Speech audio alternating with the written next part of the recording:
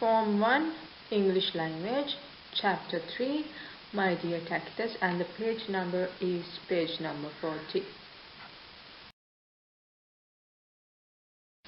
Let's have a look on learning objectives for a better understanding when it comes to a key text.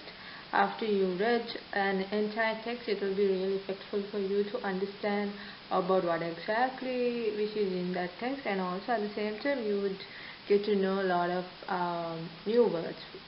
It will be really useful when you are writing a piece of writing throughout the academic environment. So it will be really effective when you get to know a lot of new words.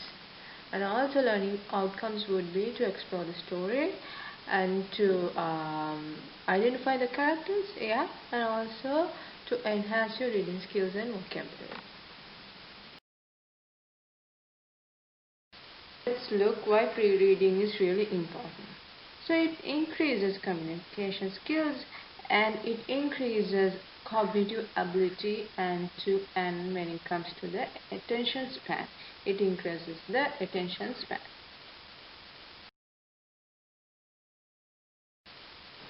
Alright, if we take a look at on the chapter called My Dear Tacitus, it mainly speaks about a letter which is written for an uncle by one of his dearest sons.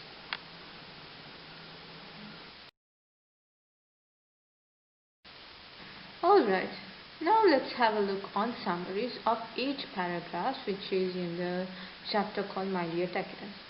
In the first paragraph, it mainly talks about an uncle and its properties that which it should be distributed among poor ones. And when it comes to the second paragraph, it talks about the activities that uncle would love to do. And also in the third paragraph, it talks about something extraordinary that uncle saw besides his keen on studying on that particular thing. Whereas when it comes to paragraph 4, it focuses on what he experienced after seeing the seashore and the debris. And apart from that, in the in the paragraph 5, it talks about this city called Pompeii.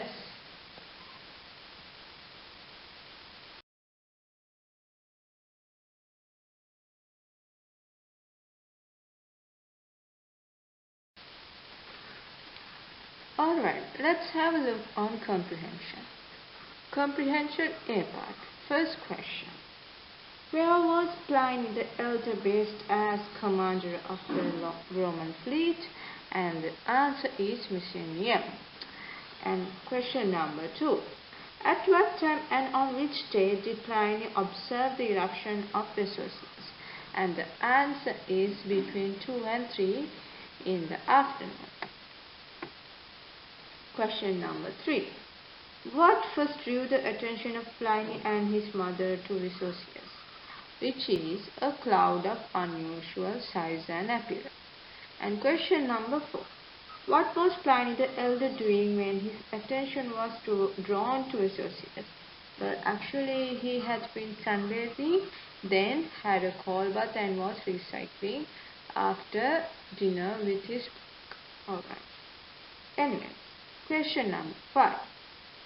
Who wrote the letter that Pliny received as he was observing Vesuvius? The answer is Tacitus' wife and Resitina.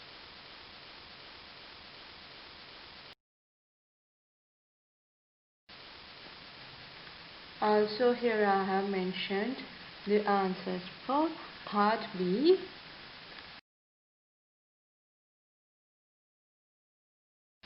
and also for part C.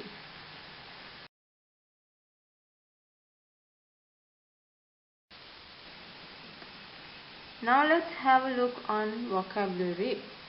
So the first word is positivity, which means all future generations of people. And for an instance, here I have mentioned an example which is the victims' names are recorded for prosperity. And the second word is devastation, which means a great destruction or damage. So as an example, we could say that I feel so devastated of his or her loss, which means It's a huge kind of a damage or a loss for that certain person. And the third word is imperishable, which means everlasting. And then we have the word called phenomenon. Is a fact or a situation that is observed, which is existing.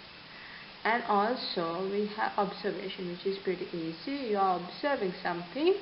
You could observe something closely, so then we can use the word called observation. And then we have the word called shoal.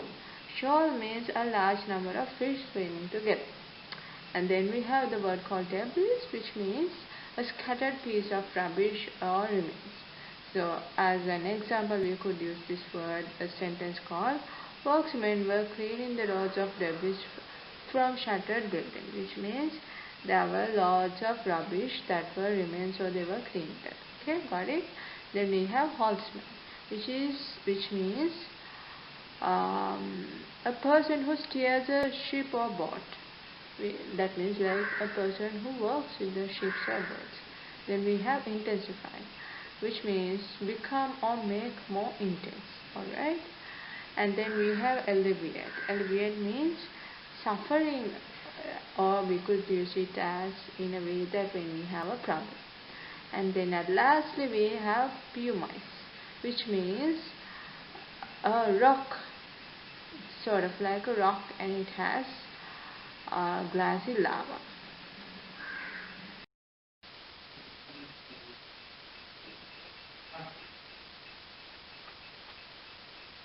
When it comes to homophones, which it means that there are certain words that sounds the same but which it has a different meaning. So those are known as homophones. Let's have a look on that. Alright, let's have a look on some of the common homophones. So we have the word called red. Red means the color, and we also use the word called red when we have ended up reading something. And then we have maid. So we use the word called M-A-I-D, maid, for someone who helps out with the household working. And also M-A-D-E means like we have already finished making. And then we have there. So T-H-E-I-R means something which is belong to someone. And then we have T-H-E-R-A, which means that is something over there. And then we have the word called C-E-E and C-E-A. So when it comes to the word called C-E-E means like we are seeing something. And then we have the word called C-E-A, which means the beach. And also we have sail. So sail in the sense like when it comes to a ship, we use the word called sail and then sail. So if there is a bargain that we can buy something, then we use the word called sail. And also at the same time we have jam. Jam, which we spread on the bread and then we can eat it. And then we have the word called jam, which means a traffic jam. And apart from that we have the word called bark. We use the word called bark when there is someone who's barking, like a dog. Yeah. And then we have the tree bark. And apart from that we have the word called nail. Nail means something, sort of like a pin that we can pin on the wall. And then we have the fingernail. And apart from that we have the word called pool, which is the swimming pool. And then we have the game that we play.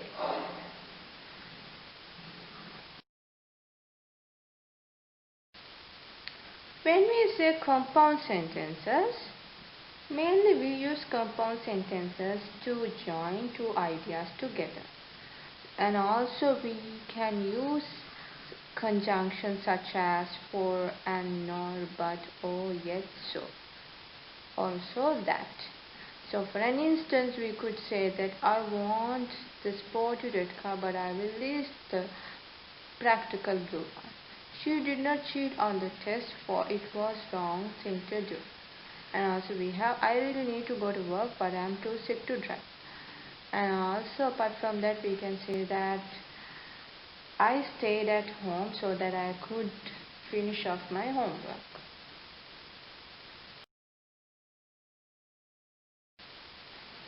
Thank you for joining in. Have a nice day.